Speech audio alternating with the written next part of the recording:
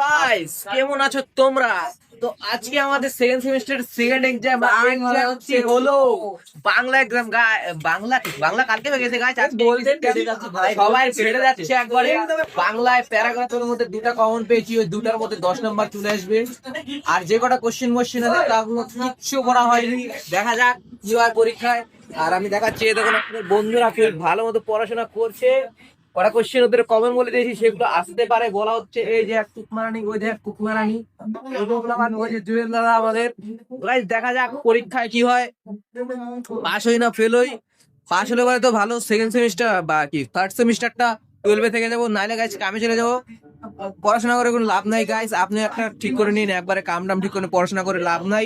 Education is not important, okay? Because কামি করতে লাগবে সবাইকে। তো চলুন আমি একটু পড়াশোনা করিনি এখন, নাহলে এবারে ফেল হওয়ার আশাটা একটু বেশি, তাও একটু পড়তে লাগে। তো দেখা হচ্ছে একটু পরে আপনাদের সাথে।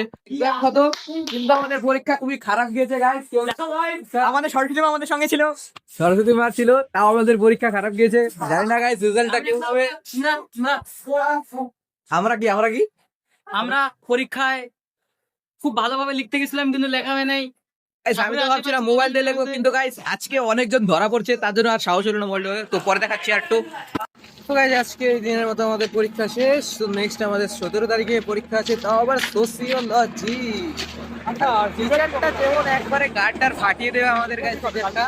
না দেখা যাক কেমন পরীক্ষা হলো, কিন্তু আজকে পরীক্ষার অভিজ্ঞতাটা যেমন রাত্রে জায়গা তো বন্ধু কেমন টুকলি করলা?